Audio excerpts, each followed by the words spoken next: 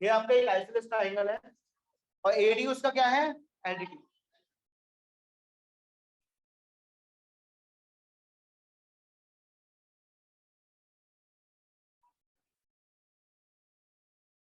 Altitude बनाता भाई साहब 90 डिग्री एंगल, कितना,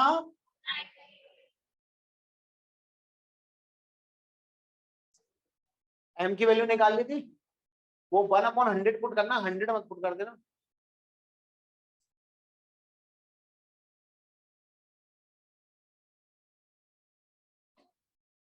एल्टीट्यूड मैंने कल आपको एक्सप्लेन किया था, कल शायद परसों किया था एक्सप्लेन। एल्टीट्यूड क्या होता है, जब हम वर्टेक्स से परपेंडिकुलर ड्रॉ करते हैं टू द अपोजिट साइड तो उसको अपन एल्टीट्यूड कहते हैं। अब सर गिवन क्या हो गया आपके पास में, गिवन है आपके पास कि एबीसी आइसोसेलेस ट्रायंगल है, इसका मतलब AB इक्वल टू AC आपको गिवन है। और टू प्रूफ क्या करना है आपको, दो पार्ट में इसका प्रूफ है। पहला पार्ट कह रहा है प्रूफ करने के लिए AD is bisects BC। AD bisects BC लिखने से बेटर होता कि हम इसको लिखते हैं डेट इज करके। इसका मतलब क्या हुआ कि BD जो है वो किसके बराबर है, BC के बराबर। भाई AD बाइसेक्ट कर रही है ना BC को, तो BD इज इक्वल टू क्या हो जाएगा, BC हो जाएगा। ये चीज आपको प्रूफ करना है, ठीक है। तो इसलिए अगर अपन BD is equal to DC भी प्रूफ कर देते तो उसका मतलब यही होगा कि AD बाइसेक्ट कर रही है। आपने बेटा ट्राइंगल पढ़ रखा है, वो कुछ भी नहीं पढ़ा जीवन में, फर्स्ट चैप्टर कुछ सेकंड कुछ क्या पढ़ा है, नाइन्थ क्लास में। बेटा आवाज नहीं करो, कौन सा स्कूल है, चैप्टर ही चालू नहीं हुए एक भी, चैप्टर 1 चैप्टर 2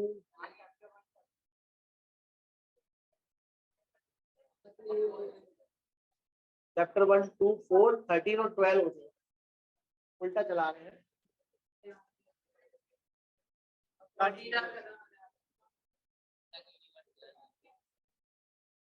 पहला यूनिवर्सिटी चलो कोई नहीं, तो अभी ये चैप्टर आज खत्म हो जाएगा, जितना समझ में आ रहा उतना समझो, ठीक है। आ गया, आ गया आंसर, आ गया लड़के का। जाओ जाओ जाओ खुश रहो, जाओ। AD bisects BC that is BD is equal to DC। कोई कष्ट किसी को। अब सर ध्यान दीजिए,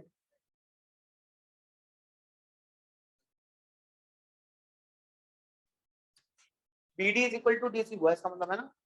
अब ये चीज प्रूव करना, और सेकंड चीज क्या थी sir,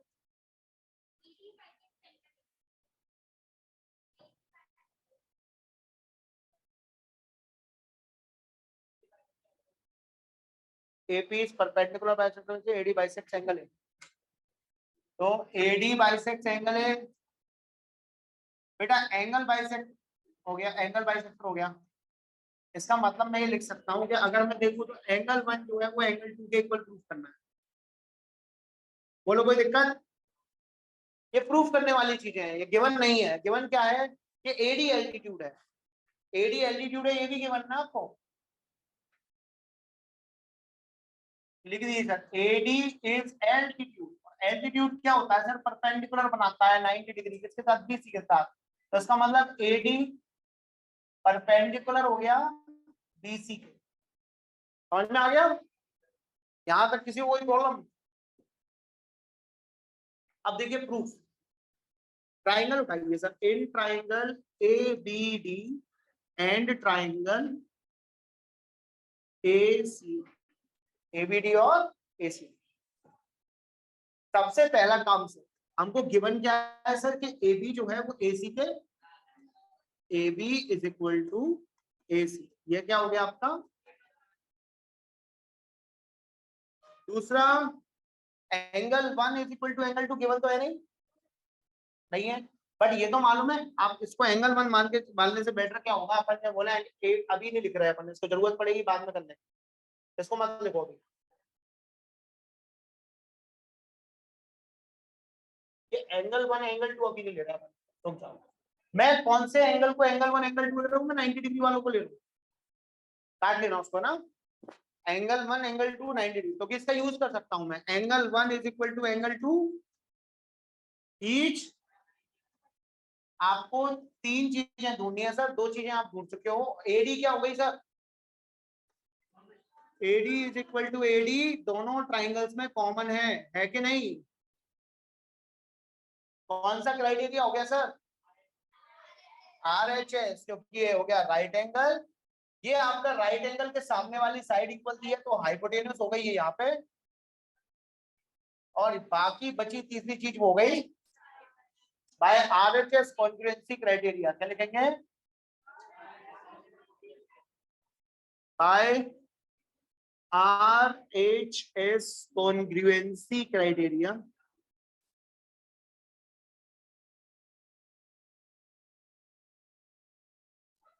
triangle ABD becomes congruent to triangle ACD। ठीक है सर, अब देखना सर, सारे काम आसान हो जाएंगे। ये अगर दोनों कॉन्ग्रुएंट है, कॉन्ग्रुएंट का मतलब क्या होता है? दोनों एक जैसे दिखने में, ये वाला तो इनके करस्पॉन्डिंग सारे पार्ट्स दिखने में कैसे हो जाएंगे सर? एक जैसे। तो बाय TPCT, ये अगर मैं इसको एंगल 3 ले लूं, इसको एंगल 4 ले लूं, है ना, सबसे पहले तो BD is equal to DC हो सकता है ना सर? BD इक्वल टू,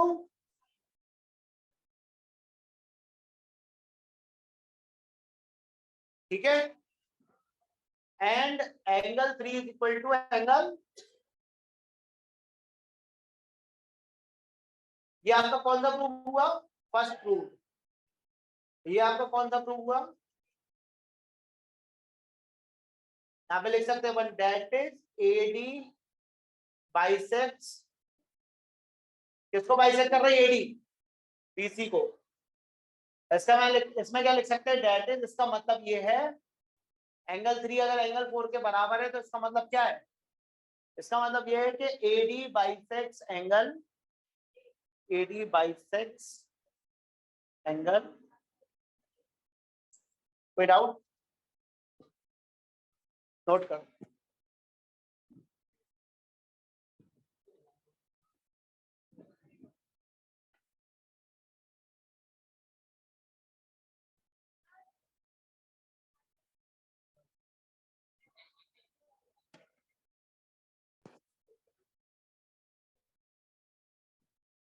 क्या हुआ? अभी 1 मिनट मिल रही है मैम। 9 क्लास की कॉपी चेक हो गई? कॉपी 9 क्लास की कॉपीज।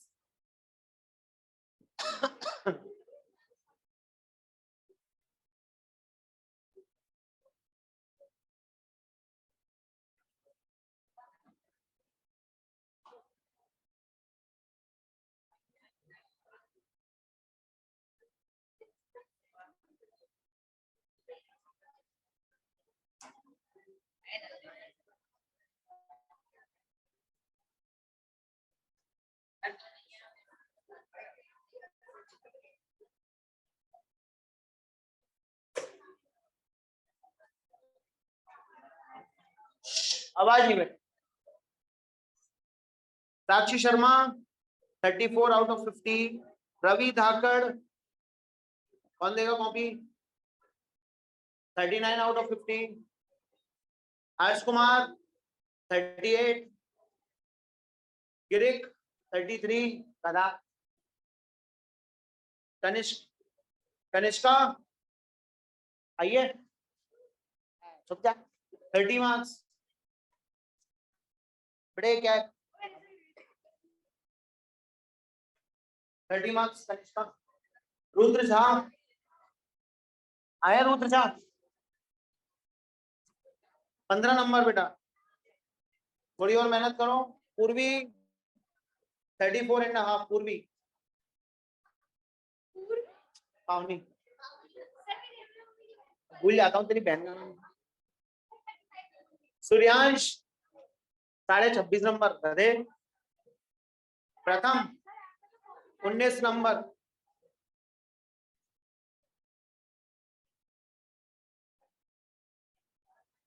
कामिनी 32। प्रथा का ना ओके। अभिषेक शर्मा 18, सूर्यांश श्रीवास्तव 26.5, तो भव्या 40, शांतनु 43,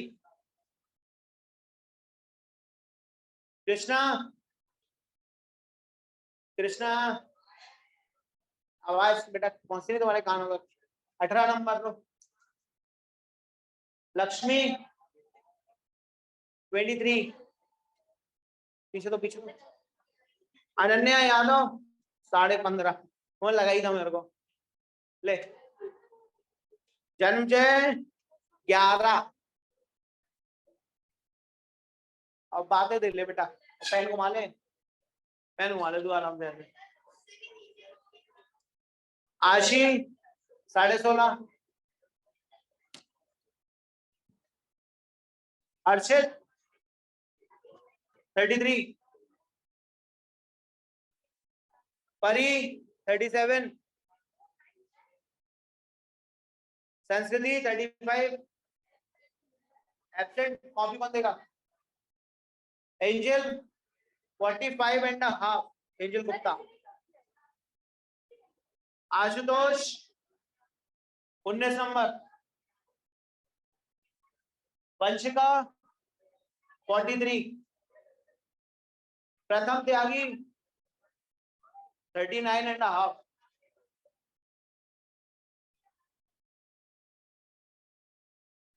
एंजल 37, अमन प्रताप 29, कथा वैभवी 21, कौन देगा? सूर्यांश शर्मा, अरे वैभवी आई नहीं है तो कोई फ्रेंड है क्या? सूर्यांश शर्मा सर ऑनलाइन है। 17 नंबर, हर्षवर्धन सिंह 23,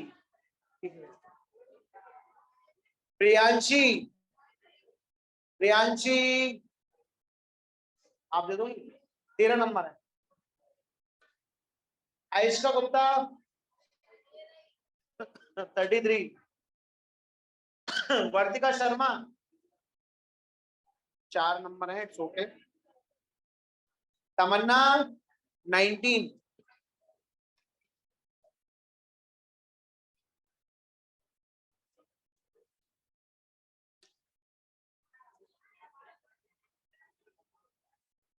ये बस एक कॉपी है अभी की, कल ले जाएंगे।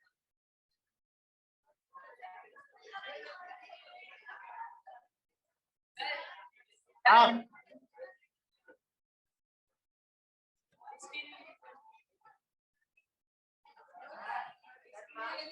रुद्र झा,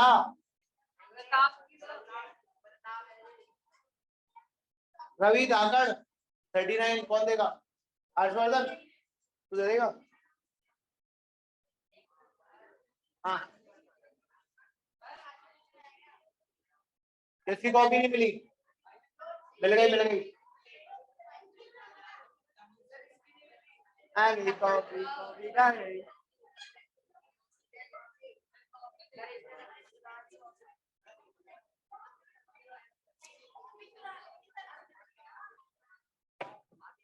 आ गया, जल्दी नोट करो बेटा, एक दूसरे से बात करने में कोई फायदा नहीं है, जल्दी नोट करो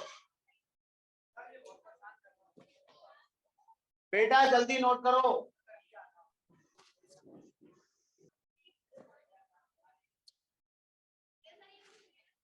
कर नोट।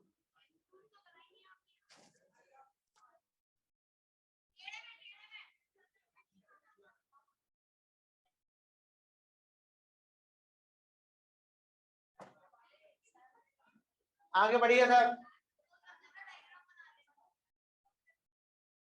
क्वेश्चन नंबर 3 का डायग्राम बना लो, एक बार मैं एक्सप्लेन कर रहा हूँ।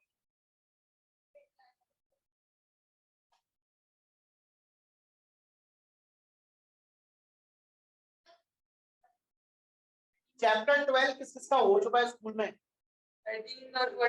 स्टार्ट हो गया 12 बोले 12 डिस्कस का हो गया चल रहा है यहाँ पे चल रहा है मतलब 12 करा देना चाहिए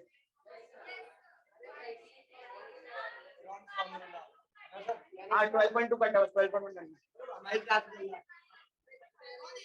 लोग बोल रहे हैं कट है लेकिन मैं तो पूरा करवाऊंगा इस बार पूरा आ रहा है इस बार वैसे कुछ कट नहीं है तो आज स्कूल वाले काट रहे हैं केवी वाले काट रहे होंगे वो कौन सा वाला चैप्टर? 12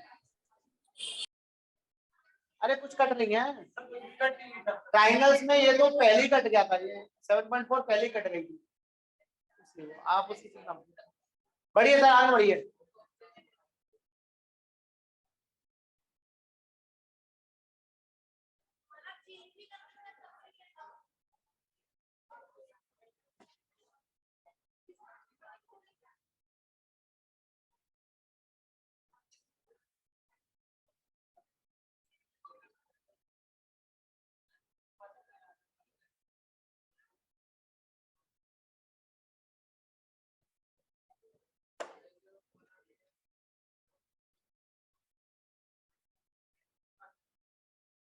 आइए sir question number 3 two sides AB and BC और and median AN of triangle ABC are respectively equal to PQ, QR and median PN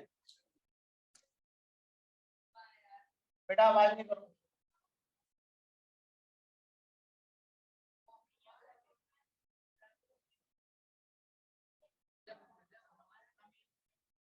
बेटा आवाज नहीं करो जरा यहाँ पे ध्यान दो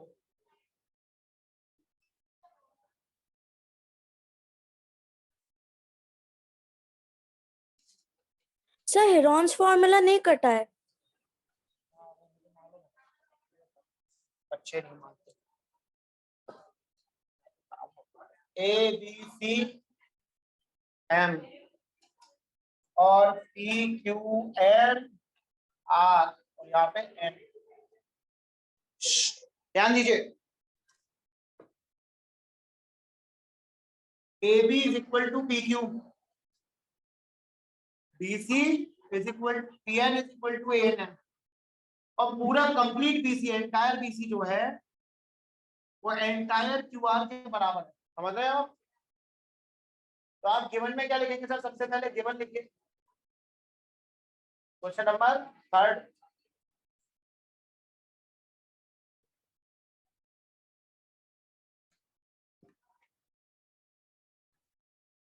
AB is equal to BC is equal to QR और AM is equal to prove क्या करना है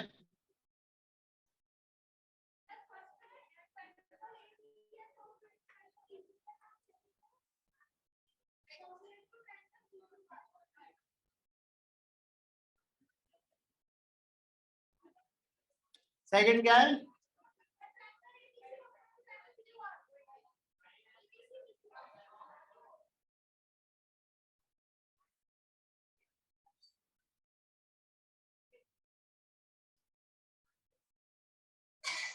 प्रूफ से पहले मैं एक बात आपको क्लियर करना चाहूंगा यहाँ पे ABM और PQN को पहले करना पड़ेगा अपन को यहाँ ध्यान दे ले नहीं मैं अभी कूट कूट के तेरी हालत खराब कर दूं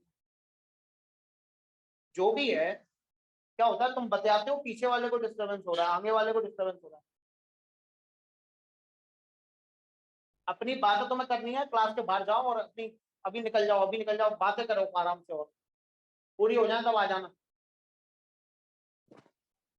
तो यहाँ पर आपने ट्राइंगल में देखिए सर AB अगर PQ के बराबर है ठीक और अगर BC पूरा QR के बराबर है तो मैं BC का आधा कितना होगा BN क्योंकि मैंने आपको मीडियन का डेफिनेशन बताई है मीडियन क्या होता है मिड पॉइंट को वर्टेक्स से ज्वाइन किए वर्टेक्स हो गया इसको मिड पॉइंट अपोजिट साइड के मिड पॉइंट से ज्वाइन करने पर मिलता है तो M अगर मिड पॉइंट है और N अगर मिड पॉइंट है तो ये BM is equal to MC होना चाहिए और QN is equal to NR होना चाहिए या फिर हम कह सकते हैं कि BC का आधा BM होगा और QR का आधा QN ठीक है सबसे पहले लिखते हैं अपन इन triangle ABC and triangle PQR, BC is equal to QR, given है ना ये?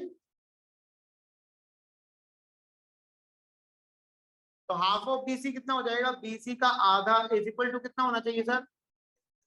QR का, BC का हाफ, QR का half.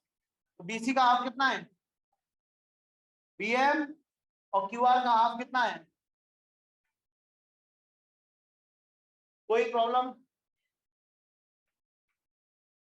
BM is equal to क्या हो गया?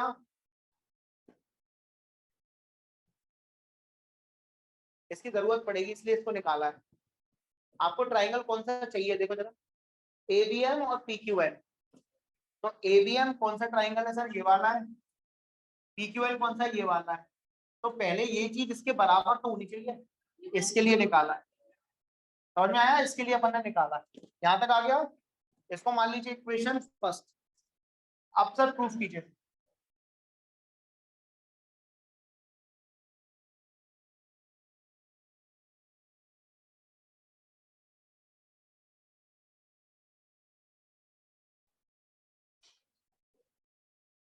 अब देखिए सर, आप उठाइए सर, पहले का प्रूफ यहां से चालू हो रहा है। In triangle ABM and triangle PQN। बेटा सबसे पहले मुझे बताओ, AB is equal to PQ है? ये साइड AB PQ के बराबर दी हुई है। एक साइड अपने पास आ गई, अपन को तीन चीजों की जरूरत है। दूसरी साइड है AM is equal to PN। ये आपको गिवन है, ये भी आपको गिवन है। लेकिन क्या आपको तीसरी साइड के बारे में पता था? नहीं। कोई एंगल के बारे में पता था? नहीं। लेकिन अब आपको पता है क्योंकि अभी अभी मैंने निकाला है ना। तो यहाँ पे अपन लिख देंगे, since AM and QN, AM and PN are medians,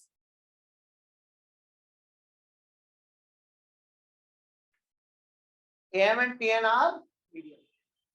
तो AM और PN मीडियन है क्योंकि इसलिए इनका हाफ जो है वो बराबर हो रहा है। समझ में आ रही बात? तो मीडियन है इसलिए BM is equal to QN का मैं यूज कर सकता हूँ। यहाँ पे क्या लिखूंगा मैं? BM is equal to from first. अब देखो सर, लॉग हो गया कि नहीं? ये चीज इसके इक्वल हो गई, ये चीज इसके इक्वल हो गई, और ये चीज लॉग हो गया। कौन सा है? By triple S, by SSS congruency criteria. यानी कि तो पढ़ते ही नहीं है बिल्कुल।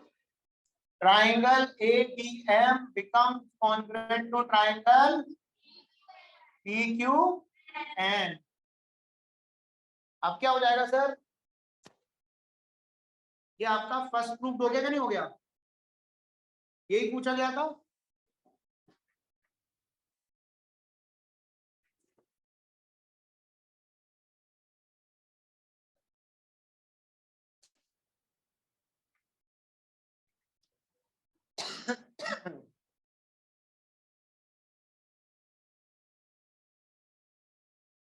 अब देखिए सर, बाय CPCD इसमें से कुछ निकाल सकते हैं जो अपने काम आएगा आगे। अगर ये दोनों ट्राइंगल कॉन्ग्रुएंट है तो CPCD से ये वाला इसके इक्वल हो जाएगा क्या नहीं? By CPCD angle 1 is equal to angle 2। CPCD होता है corresponding part of congruent triangle. दोनों ट्राइंगल्स में जो भी करस्पॉन्डिंग पार्ट्स है वो बराबर होंगे अगर दोनों ट्राइंगल कॉन्ग्रुएंट है तो।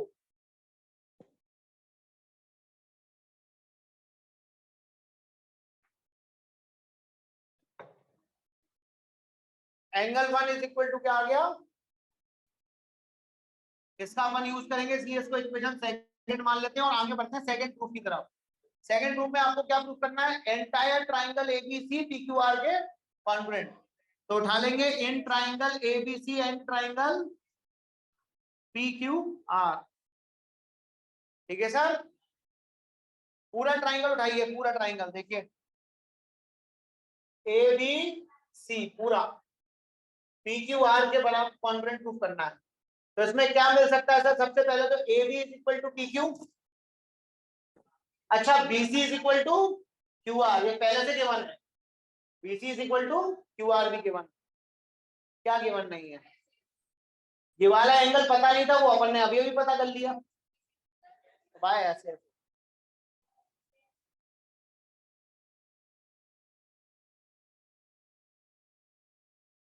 ठीक है सर, तो उठाइए जरा ट्राइंगल, कौन सा ट्राइंगल उठा लेंगे? A B is equal to क्या लिखेंगे बेटा? PQ। Angle 1 is equal to क्या लिखेंगे? ठीक है, और BC इज इक्वल टू क्या लिखेंगे? क्या आ जाएगा सर भाई?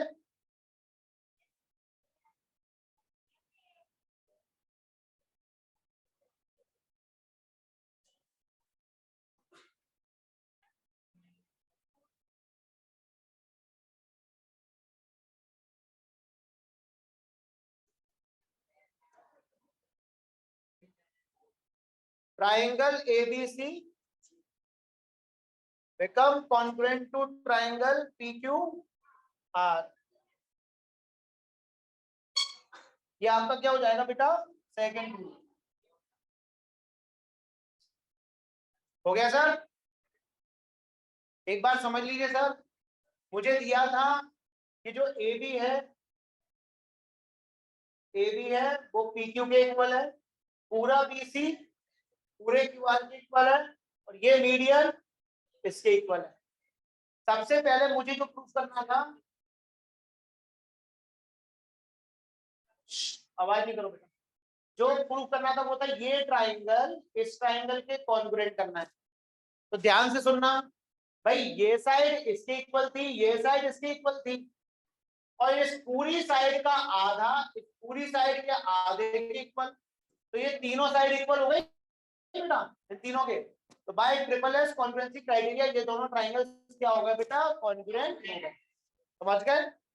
अब इतना करने के बाद में जब अपन इसको हटाएंगे अभी दोबारा से, अब उसने क्या पूछा? ये कॉन्ग्रुएंट तो हो गए, CPCD से ये एंगल किसके बराबर हो गया? तो angle 1 is equal to angle 2 हो गया। इसका अपन यूज करेंगे आगे, क्योंकि AB अपन को मालूम है किसके बराबर है? PQ के। अपन को BC मालूम है किसके बराबर है? QR के। ये एंगल बीच में बन रहा है, तो ये साइड हो गया, ये एंगल हो गया, ये साइड हो गया, साइड हो गया, ये एंगल हो गया, ये तो ये पूरा ट्राइंगल जो है वो इस पूरे ट्राइंगल के क्या हो गया? समझ में आ गया? बस यही मैंने जो है लिख दिया है। लिखने में बेटा थोड़ा सा बड़ा दिखने लगता है बस, और कुछ नहीं होता।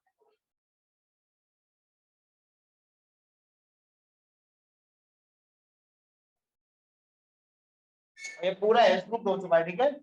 इसमें दो ही चीज प्रूफ करनी थी, कर लिया। दोनों चीजें प्रूफ हो चुकी हैं आपकी। अब आइए फोर्थ क्वेश्चन, देन फिफ्थ। आप फिफ्थ क्वेश्चन पहले, फोर्थ से पहले एक बार जरा फिफ्थ पढ़ लो। पढ़ो जरा क्या लिखा हुआ है? ABC is isosceles triangle, AB is equal to AC, मतलब साइड्स आपको इक्वल दी हैं, और प्रूफ क्या करना है? एंगल्स को इक्वल प्रूफ करना है। क्या ये थ्योरम नहीं है? एंगल अपोजिट टू, ये तो कंप्लीट हो गया। Angle opposite to equal sides are ले।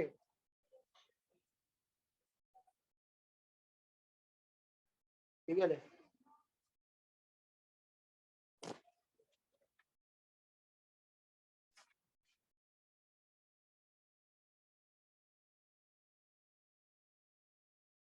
समझ में आ गया? फिफ्थ वाला क्वेश्चन क्या है? मैंने आपको बोला था थ्योरम प्रूफ कराई थी, तो वो दोनों प्रूफ जो है क्वेश्चन की तरह कैसे आएंगे? इस तरह से आएंगे, तो इसमें इंपॉर्टेंट लगा लो। अगर वो क्वेश्चन की तरह आएंगे तो कैसे आएंगे? इस तरह से आएंगे। वैसे सारे क्वेश्चन इंपॉर्टेंट है, मेरी बात को ध्यान सुनना। ट्राइंगल का ऐसा कोई सा भी क्वेश्चन नहीं है जो इंपॉर्टेंट ना हो। एनसीईआरटी का एक भी क्वेश्चन चाहे वो एग्जांपल का हो, छोड़ना नहीं है। लेकिन फिफ्थ वाला क्यों इंपॉर्टेंट है? क्योंकि वो थ्योरम है। कौन सी वाली? Angle opposite to equal sides are equal.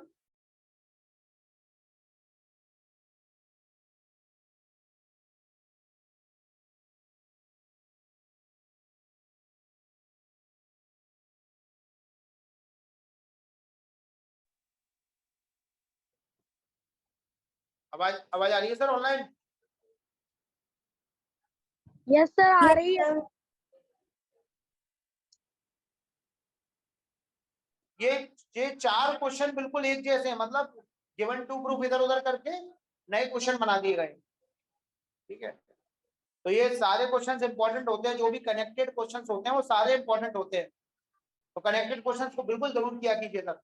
Question number 4, BC and CF are two equal altitudes of the triangle ABC।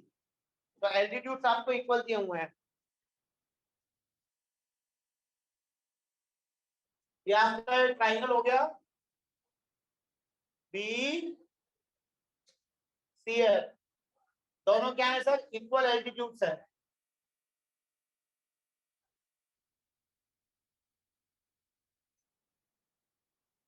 Equal altitudes है ना, B and CF are equal altitudes. तो इसका मतलब क्या हो गया सर? गिवन में क्या लिखूंगा? क्वेश्चन पढ़िए ध्यान से, क्योंकि इनमें बहुत कंफ्यूज, चारों एक जैसे होते हैं।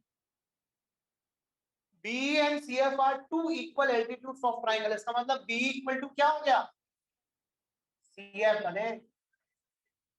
B जो है वो CF के बराबर है, और ये angle 1 is equal to angle 2 is 90, क्योंकि एल्टीट्यूड है। तो मैं ऐसे लिख देता हूं, BE is perpendicular to AC and CF is perpendicular to C। कोई डाउट?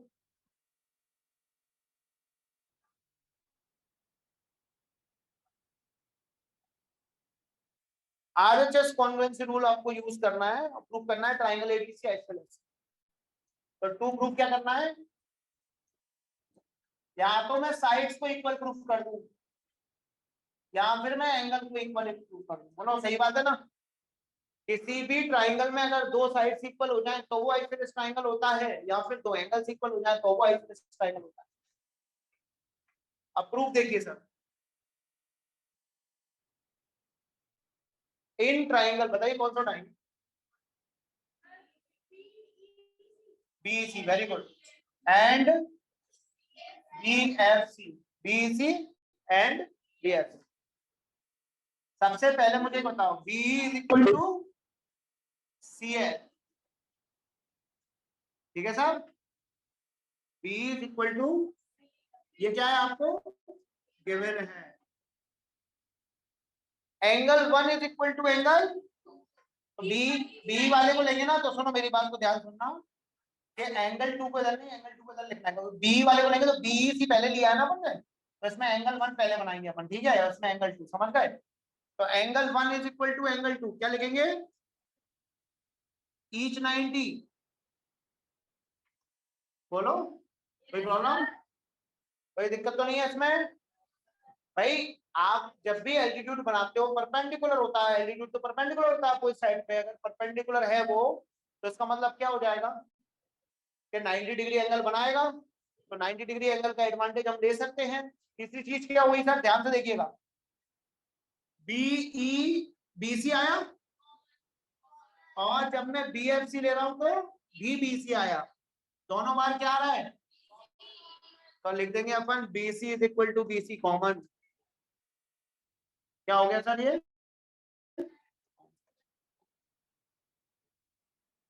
क्या हो जाएगा sir? By RHS, very good. RHS क्यों? देखो, राइट एंगल अपोजिट साइड हो गई हाइपोटेन्यूज, 90 डिग्री के अपोजिट वाली साइड क्या होती है, और बाकी बची एक साइड, तो RHS congruency criteria. RHS right angle कौन सा है? ये आपकी हाइपोटेन्यूज, ये आपकी साइड हो गई, और ये आपकी हाइपोटेन्यूज हो गई। तो bye RHS congruency criteria,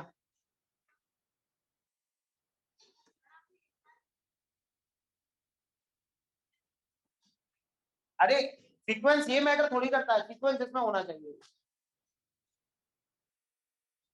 triangle कौन सा वाला बेटा? BEC becomes congruent to triangle BFC। By CPCT बताइए क्या हो जाएगा? corresponding part of congruent triangle से आपका एंगल बी जो है वो एंगल सी के बराबर हो जाएगा। देखो इसमें आ रहा है ये एंगल सी आ रहा है और इसमें आ रहा है एंगल बी, तो ये दोनों एंगल क्या हो जाएंगे आपके बराबर। Angle B is equal to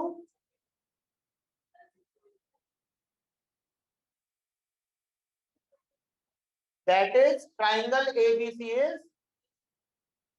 is isosceles triangle, congruent, हर चीज में congruent, hence proof।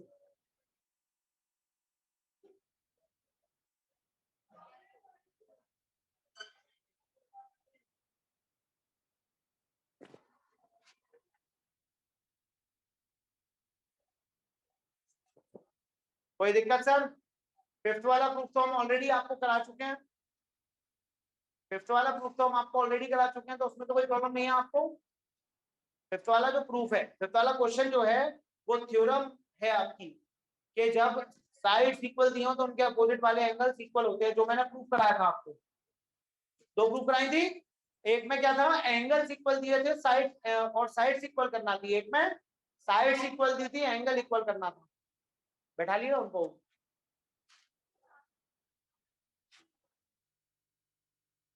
पहुंचो, कहीं जाना है?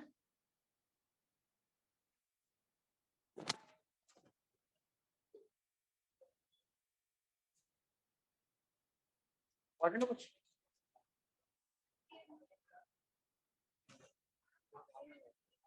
क्या होगा? मौसी बुला रही है। शांतनु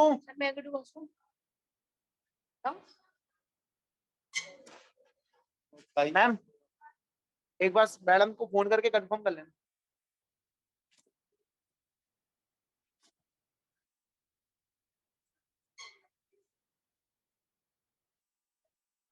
जानते हो उनको जानते हो? कौन है? काम करते हैं। बताइए। अरे सर, अरे ऐसे भेज दो, ठीक है सर, ऐसे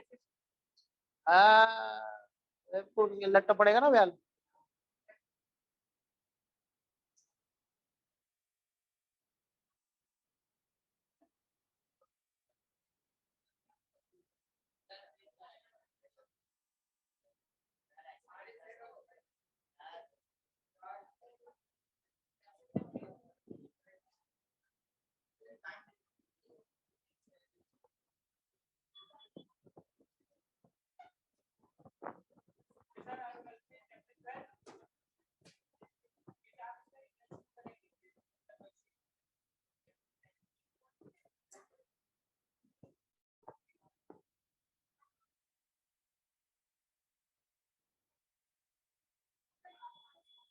आज अपन चैप्टर 5 थोड़ा सा पढ़ लेते हैं, ठीक है, खत्म कर लेते हैं उसको। हाँ चलो आ जाओ, चैप्टर 5 पे आ जाओ। क्या आपने सारी डेफिनेशन, सारे एग्जाम्स और सारे पोस्टुलेट पढ़ लिए थे? नहीं पढ़े होंगे, कितना भी बोला जाएगा पढ़ के आना, कल तुम लोग नहीं पढ़ के आओगे। तो भाई आज तुम पढ़ के नहीं आ रहे हो तो फिर मैं सीधा एक्सरसाइज से शुरू कर रहा हूँ। पहले आपको समझा देता हूँ सारे पोस्टुलेट सब कुछ, थोड़ा ध्यान रखना है इसका। चलो मैं समझा देता हूँ। अब पॉइंट देखो क्या था, यूक्लिड जो थे वो फादर ऑफ ज्योमेट्री कहा जाता है। क्या कहा जाता है? Father of. तो अगर कोई आपसे पूछे यूक्लिड कौन है तो फादर ऑफ ज्योमेट्री, उन्होंने ही ये सारी डेफिनेशंस दी हैं कि परपेंडिकुलर क्या होता है, पॉइंट क्या होता है, लाइन क्या होती है। ये पॉइंट होता है, इसका नाम पी होता है, ये बाद में हुआ।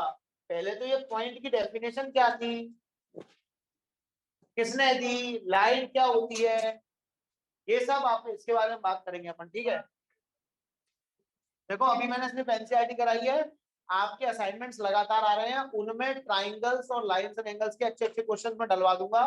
इसकी कोई एडवांस शीट नहीं होती है। क्यों नहीं होती एडवांस? मतलब वो बुकलेट नहीं होती है बुकलेट में, क्योंकि क्वेश्चंस कर करके मर जाओगे तुम। एनसीईआरटी कर लो, पहले एनसीईआरटी कर लो, फिर मेरी जो डीपीपीज आ रही हैं, डेली प्रैक्टिस पेपर आप लोग देख रहे होंगे, ठीक है। डीपीपी 7 तक पहुंच चुके हम लोग, अभी आज 7 डल गई अभी। अच्छा साइंस की है, हाँ ठीक है, मतलब जो भी नंबर पहुंचा हो आपका, साइंस की डीपीपी तो बन रहेगी वो, वो अलग है। तो ये 7 डल गई, अभी डल गई, जब अपन लोग पढ़ रहे हैं ना तब डल गई। तो डीपीपी 7 जो है बेटा, उसका आपको 7 डीपीपी में आपके जो क्वेश्चन आ रहे हैं वो सारे क्वेश्चन बहुत इंपॉर्टेंट है, पुराने पुराने चैप्टर्स के सारे आ रहे हैं। प्लस अब मैं क्या करूंगा, ट्राइंगल तो चैप्टर्स इसके क्वेश्चन जहां डालूंगा, वो डेली प्रैक्टिस पेपर है, उसकी लिंक बन जाती है, उसको डेली आपको करना ही है सर, उसमें आप गड़बड़ नहीं कर सकते। पहली चीज ये समझ में आ गई आपको। दूसरी चीज सर, आपको जो भी क्वेश्चंस में डाउट आ रहा है आप बराबर पूछ सकते हो, उसमें कोई प्रॉब्लम नहीं है। आपको अगर कोई भी डाउट आता है आप पूछते हैं। हम लोग नया चैप्टर स्टार्ट कर रहे हैं, चैप्टर 5। हालांकि चैप्टर छोटा है लेकिन करना है अपन को, इसलिए अपन खत्म करते हैं उसको। नेक्स्ट टर्न पे अपन लोग चैप्टर 12 करेंगे, चाहे 5 हो चाहे नहीं हो। 5 कोई इतना बड़ा चैप्टर नहीं है, बहुत ईजी सा है। 1 to 7 ही आ रहा है, मैं 12 भी करा दूंगा। 12 भी आ रहा है काफी बच्चों का। हाँ रिवीजन, सुनो मेरी बात सुनो, मैंने ये टाइमिंग इसीलिए किया है आपके, बाद में मैंने कोई और क्लास इसीलिए नहीं रखी है क्योंकि जब मैं रिवीजन स्टार्ट कराऊंगा 1 तारीख से, तो अपने पास में थोड़ा सा समय होना चाहिए। एक या 3 तारीख से हम लोग रिवीजन स्टार्ट करा देंगे, और रिवीजन में हम लोग अच्छे अच्छे क्वेश्चंस करेंगे, चैप्टर 1 के, चैप्टर 2 के सारे क्वेश्चन, सारे कंसेप्ट अच्छे से। एक बार पहले पूरे कंसेप्ट बताऊंगा, पूरा रिवाइज कराऊंगा अच्छे से, बढ़िया से पढ़िए आप, कोई प्रॉब्लम नहीं आएगी।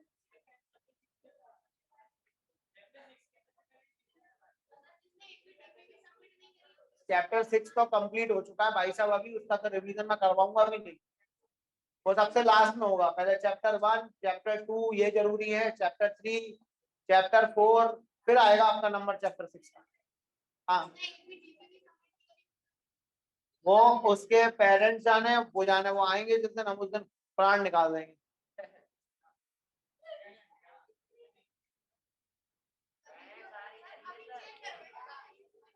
सुनो क्वेश्चन नंबर छोड़ो अभी फिलहाल। यूक्लिड में डेफिनेशन ऑफ पॉइंट देखिए। देखो a point is that has no part. Point वो है जिसके आप पार्ट नहीं कर सकते।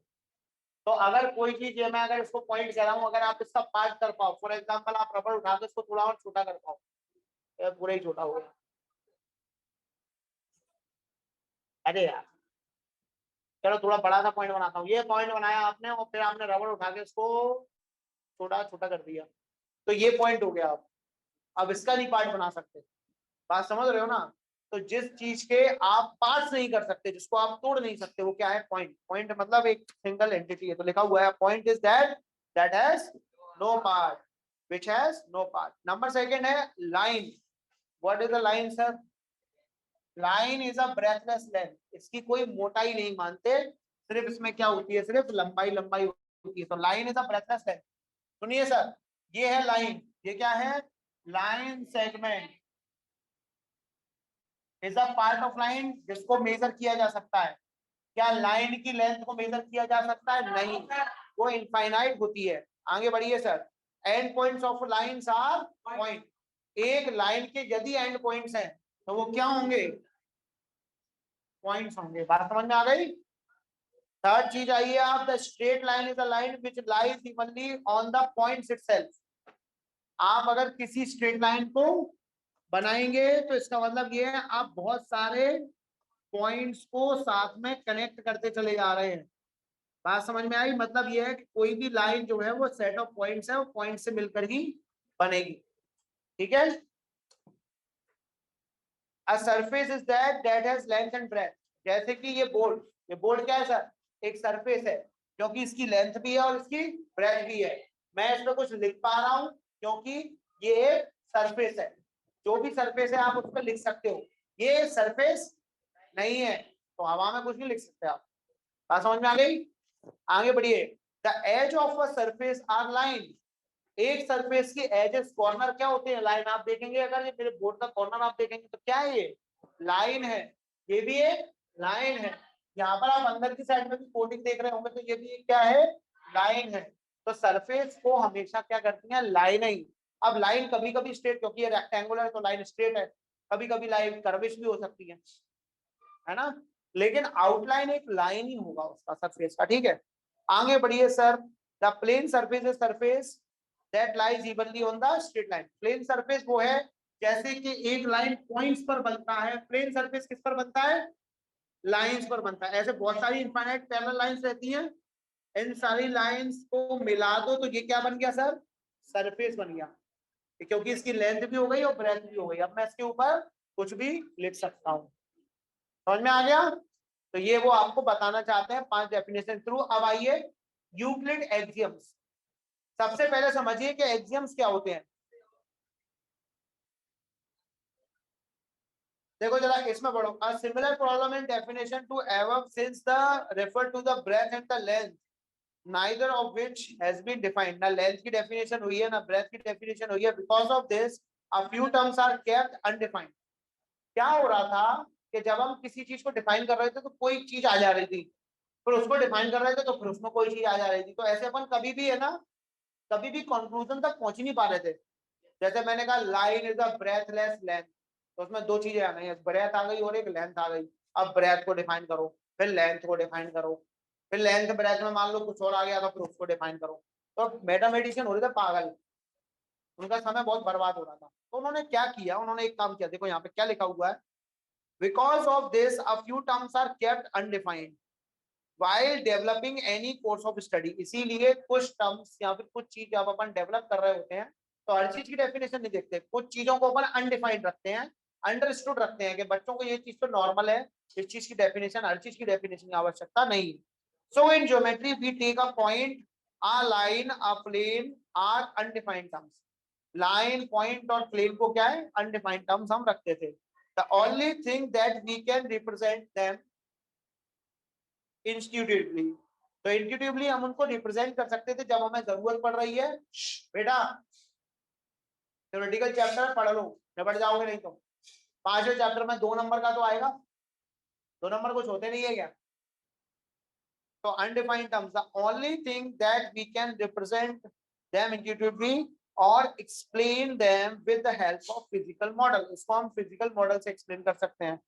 तो अब आइए बात सर पोस्टुलेट्स की और एक्विलेट्स एक्सियम की। तो समझो सर, जो कुछ कॉमन नोशंस होते हैं, मतलब कुछ चीजें जो अपन को कॉमनली पता होती हैं, उनको अपन क्या कहते हैं सर, एक्सियम्स। अगर कोई आपसे पूछे एक्सियम्स क्या हैं, तो यूक्लिड के हिसाब से कुछ कॉमन नोशन है जो हर एक बंदे को पता होना चाहिए, उसको अपन ने क्या नाम दिया है, एक्सियम नाम दिया है। तो सबसे पहला है things which are equal to same thing are equal to one another. देखो अगर मैं एक आपको डायग्राम बना रहा हूं, ये यहाँ पर मैंने, चलो ये बनाया। अब मैं आपसे ये कह रहा हूं कि ये जो है इसके इक्वल है और ये जो है वो इसके इक्वल। समझो, 1 वाला 2 के इक्वल है और 2 वाला, तो क्या 1 वाला 3 के इक्वल होगा। तो things which are equal to same thing are equal to 1। समझ में आ गया, things which are equal to same thing are equal to 1। कोई प्रॉब्लम तो नहीं है इसमें। Next axiom, if equals are added to equal whole are equal. मतलब अगर यहाँ पे आपके पास में ये है, आप इसमें सर्कल ऐड करो, तो ऑब्वियसली जो इस साइड में है तो इस साइड की सर्कल ऐड कर दोगे। तो जब इसको देखोगे कि अगर मान लो कि ये स्क्वायर इस वाले स्क्वायर के इक्वल था, तो इसमें कुछ अपन ने ऐड किया, तब भी ये क्या रहेंगे, क्योंकि हम दोनों साइड इक्वल अमाउंट जो ऐड कर रहे हैं। समझ में आ गई बात। तो जब हम इक्वल चीजों में इक्वल चीजों से बढ़ा देते हैं, तो जो नई अपन को अमाउंट मिलती है वो भी क्या होती है, इक्वल होती है। थर्ड है, क्योंकि क्वेश्चन आता है राइट एनी 5 एक्सियम्स या फिर एनी 3 एक्सियम्स, ऐसे क्वेश्चन आया था, तो याद रखना पड़ता है बेटा, है ना। थर्ड देखो, द इक्वल आर सब्ट्रैक्टेड। अगर इक्वल दिया हुआ है उसमें से अपन कुछ सब्ट्रैक्ट कर देंगे, कोई चीज इक्वल किसी की दी हुई है, दोनों में बराबर बराबर सब्ट्रैक्ट कर रहे हैं, तो जो फाइनल आंसर आएगा वो भी क्या आएगा, इक्वल ही। मतलब कहने का ये है कि दोनों साइड ऐड करने से और दोनों साइड सब्ट्रैक्ट करने से कोई भी डिफरेंस नहीं आता। क्लियर है सर, ये वाली बात समझ में आ गई आपको। अब आगे बढ़िए सर, फिर इसमें लिखा हुआ है the whole is greater than the, नहीं sorry, things which coincide with one another are equal to one another. चीजें जो एक दूसरे को कोइंसाइड करती हैं वो एक दूसरे के बराबर होती है। जैसे कि मैं ये वाला ट्राइंगल ले रहा हूँ और फिर मैं ये वाला ट्राइंगल ले रहा हूँ, अब अगर मैं इस ट्राइंगल को उठा के इसको वापस इसके ऊपर रखूं तो आप देखेंगे कि परफेक्ट ओवरलैप हो रहा है। इस तरह से ओवरलैप हो रहा है कि पीछे वाला ट्राइंगल हमको दिख भी नहीं रहा। तो ये क्या हो गया sir? Things which are coincide, जो एक चीज दूसरे को कोइंसाइड करती है। जैसे मैं आपको इसका बहुत अच्छा एग्जांपल बताता हूँ। Let's take colours in it, जितना जल्दी हो सके कलर ले लीजिए सर। इसको अपन ब्लैक कर लेते हैं सर। देखिए ब्लैक है, अगर मैं इसको इसके ऊपर रखूंगा, कहीं आपको दिख रहा है ये ब्लैक ट्राइंगल है। तो चीजें जब कोइंसाइड करती हैं बेटा तो वो दोनों एक दूसरे के इक्वल हो जाती है। बात समझ गए? और अगर मैं ग्रीन वाले के ऊपर ब्लैक वाला रख दूं, ऊपर जा,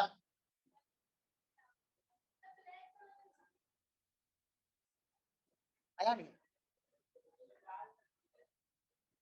अरे यार मजा नहीं। चलो कोई बात नहीं है, और वो तो समझ में तो आ गया ना तुम्हें। आगे बढ़ो। Things which are double of the same thing are equal to one another. अगर हम दोनों चीजों में double, the whole is greater than the part. ये बहुत इंपॉर्टेंट है, लोगों को ये पता नहीं होता। जो पिज्जा होता है ना, आपको पूरा मिला, अब मान लीजिए आपने उसमें से इतना यूज कर लिया, तो ये वाला जो पार्ट होगा जो आपको ओरिजिनल पिज्जा आया था उससे तो छोटा ही होगा। तो whole is greater than the part. मजाक है भाई साहब, सच बता रहा हूँ। चैप्टर मजाक है तो अपन सोचा 10 मिनट मजाक कर लेते हैं, चैप्टर भी खत्म हो जाएगा, थोड़ा लाइट भी हो जाएगा माहौल। ठीक है सर, आगे बढ़ो। Things which are double of same thing are equal to. अगर मैं दोनों साइड मल्टीप्लाई कर दूं 2 से, अनन्या में 2 थप्पड़ मारे, ठीक है, इसमें अभिषेक में 2 थप्पड़ मारे, तो अब इनको इस सजा को डबल कर दिया जाए, इसमें भी 4 दिए जाए, इसमें भी 4 दिए जाए। इक्वल हाथ इक्वल इक्वल टू बना 2 4 morning. Things which are half of same thing which are equal to another, मतलब अगर अपन दोनों साइड का हाफ कर दें तो भी आपको इक्वल ही मिलेगा। कोई दिक्कत? क्लियर है? आगे समझ में आ गया? चलिए आगे बढ़िए। तो ये आपके हो गए सर 7 एक्सियम। इनमें से कभी कभार पूछता है राइट एनी 3 एक्सियम्स, ऐसे करके, है ना, राइट एनी 4 एक्सियम्स, कभी कभी यहाँ पेपर में आता है क्वेश्चन। आगे बढ़िए sir. Postulate 1, a straight line may be drawn from any point. आगे बढ़िए, नेक्स्ट पेज पे आएंगे आप, तो पोस्टुलेट्स लिखे हुए हैं। एक्सियम सुनो, यूक्लिड ने बेटा 7 एक्सियम दिए थे, 7 एक्सियम दिए थे, और पोस्टुलेट कितने दिए थे? तो पोस्टुलेट कितने दिए थे? 5। मन भी नहीं कर रहा लिखने का। पोस्टुलेट्स कितने दिए थे? 5। 5 में से पहला पोस्टुलेट अपन पढ़ रहे हैं, अब ध्यान दीजिए। पहला पोस्टुलेट है straight line may be drawn from any one point two any other point. गुस्सा आ रही है मेरे को बस। स्ट्रेट लाइन को आप किसी भी पॉइंट से स्टार्ट करके, मेरे को बेटा मेरे को बोलना स्टॉप है, थोड़ी देर बाद 1 2 3 करके मैं बोलता हूँ, 3 बोलूँ वैसे स्टॉप बोल देना। 1 2 3, यहाँ पे स्टॉप हो गया। अब ये 2 पॉइंट है, रेंडमली कहीं पे भी लिए हैं, तो मैं इनको हमेशा 2 पॉइंट्स को कभी भी ज्वाइन करना चाहूंगा तो स्ट्रेट लाइन से ज्वाइन कर सकता हूं। ठीक है, ये है आपका पहला पोस्टुलेट। दूसरा पोस्टुलेट है a terminated line can be produced indefinitely. एक टर्मिनेटेड लाइन, जैसे टर्मिनेटेड लाइन है तो इनडेफिनेटली प्रोड्यूस करना, मतलब इसको पीछे की तरफ अपन प्रोड्यूस कर सकते हैं, उसको आगे की तरफ अपन प्रोड्यूस करना कर सकते हैं चाहे तो। हाँ जी सर, क्यों तुमने नहीं किया? चैप्टर 6 में क्वेश्चन था ना, PQ is produced, 6th question में yes sir. QP is produced to, ऐसे करके था, है ना? यस हाँ सर। मैंने बनाया था, याद करो, है ना, ऐसा एंगल था PQR, है ना? तो ये टर्मिनेटेड लाइन हुई, और फिर अपन ने क्या किया, इसको ऐसे अपन ने प्रोड्यूस किया था। हाँ XYZ था, समझ में आ गया? सर 6.1 में था। हाँ 6.1 में था शायद। आगे बढ़िए सर। पोस्टुलेट 2 हो गया, 1 हो गया, सॉरी 2 हो गया। A terminated line can be produced indefinitely, मतलब एक टर्मिनेटेड लाइन को अपन चाहें तो दोनों साइड उसको एक्सटेंड कर सकते हैं, जरूरत पड़ जाए तो। Postulate 3, a circle can be drawn with any centre and any radius. गुस्सा आ रही है मेरे को। सर्कल को आप किसी भी रेडियस से और किसी भी सेंटर से ड्रॉ कर सकते हैं, कोई फर्क नहीं पड़ता। हाँ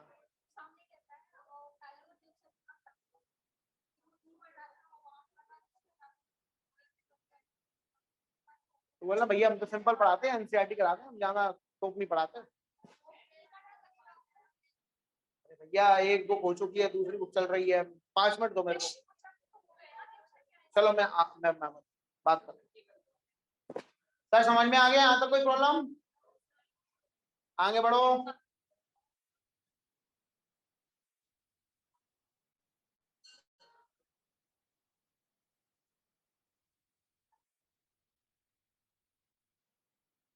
पोस्टलेट 3 कह रहा है circle can be drawn with any radius any centre, कहीं पे भी बना लो भाई साहब सर्कल को।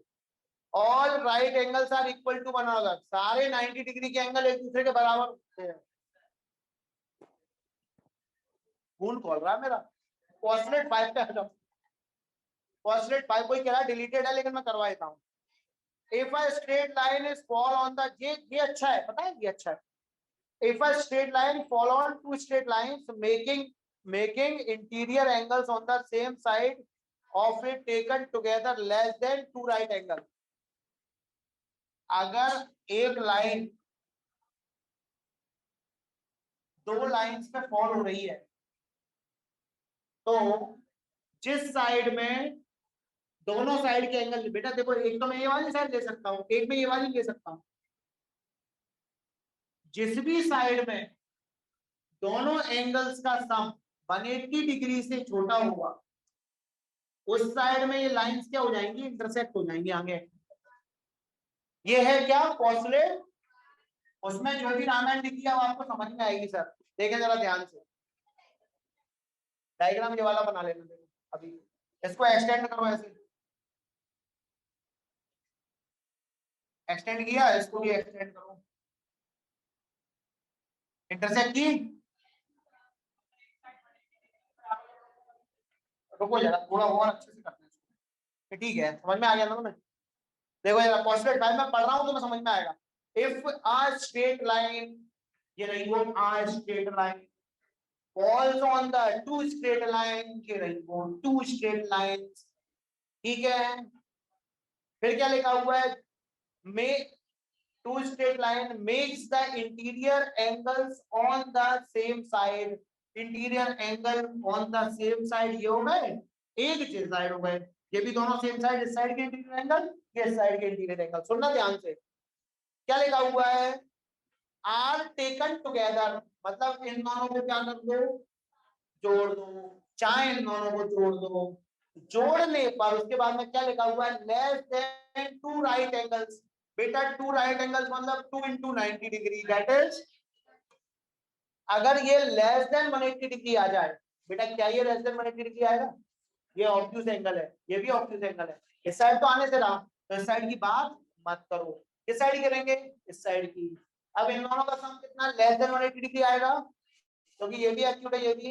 अब आगे बढ़ो, आगे बढ़ो, क्या लिखा हुआ है, क्या लिखा हुआ है, इफ प्रोड्यूस इनडेफिनिटली, मतलब इनको खींच दिया जाए, खींच दिया। आगे क्या लिखा हुआ है, meet on that side on which the sum of angle is less than, जिस साइड में दो एंगल का सम 180 डिग्री से कम होगा, उसी साइड में क्या कर जाएगी, इंटरसेक्ट। आ गया समझ? कॉस्टलेट 5 हमारे जैसा कोई पढ़ा ही नहीं सकता पूरे ब्रह्मांड में। आ गया, क्लियर है? तो इसको रीराइट करना है, ये एक क्वेश्चन आता है, रीराइट करो इसको, दोबारा से लिखो। तो टू राइट एंगल्स की जगह पर 180 डाल देंगे, अपने मन से लिखोगे आप। देखो मैं लिख के बता, मैं बोल रहा हूँ आप लोग लिख के देखो जरा, समझ में आ जाएगा, लिख लोगे तुम लोग लिख लेना, ठीक है। If a straight line falls on the, two straight line लिखने की बजाय लिखिए, if two lines are intersected by a transversal, एक लाइन जो दो लाइन, एक लाइन को काटती तो इंटरसेक्ट होती है, ध्यान सुनना। अगर एक लाइन को एक लाइन काट रही है तो ये क्या है, इंटरसेक्ट कर रही है। लेकिन अगर एक लाइन दो लाइन को काटती है तो वो क्या होती है, दो या दो से अधिक लाइन को काटती है तो क्या होती है, ट्रांसवर्सल होती है। क्या होती है? So if two lines are intersected, यहाँ पे intersected by ट्रांसवर्सल, अगर ट्रांसवर्सल से इंटरसेक्ट करी जाएगी या फिर ट्रांसवर्सल से कट करेगी, if two lines is cut by a transversal, then on one side the interior angles on one side taken together less than 180 degree, then the line will intersect on the same side. जिस side में interior angles का सम 180 degree से कम होगा उसी side में lines क्या कर जाएंगी। अब अपन को इसमें बोलते हैं क्या इससे आपको पैरेलल लाइन का कोई हिंट मिलती है? जी हाँ, अगर ये दोनों लाइंस को एक लाइन इंटरसेक्ट कर रही है और इन दोनों एंगल्स का सम जो है वो एग्जैक्टली किसके बराबर है, तो ये दोनों लाइंस कभी भी इंटरसेक्ट नहीं करेंगी क्योंकि वो बन जाएंगी पैरेलल लाइन। अपन ऐसे ही खतरनाक पढ़ाते हैं। चलो आगे आ जाओ 5.1 एक्सरसाइज। तो 5.1 एक्सरसाइज करके लानी पड़ेगी खुद पक्का? सर हाँ। अरे यार 7 बजे तक छुट्टी करना था ना, क्या दिक्कत है? नहीं सर, इसीलिए तो मैंने तुम्हारा टाइम 5:30 7 कर दिया।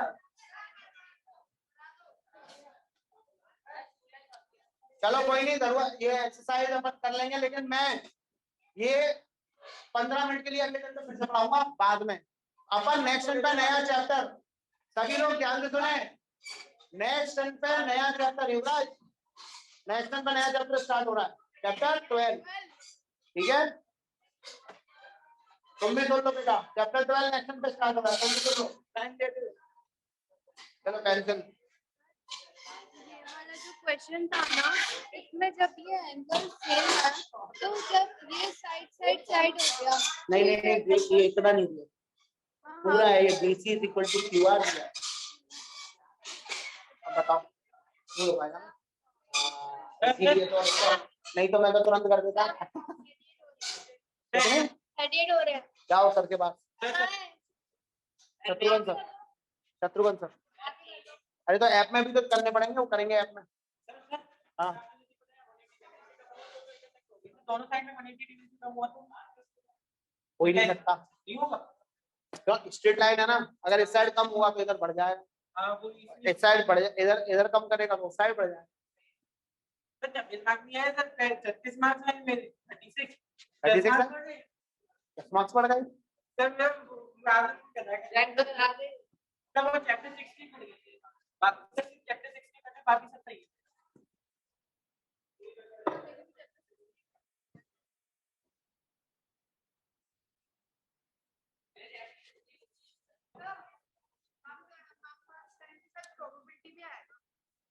बहुत इजी है, मजाक है, कर लेंगे बीच में कभी टाइम मिलेगा। चैप्टर 12 कराने के बाद में फिर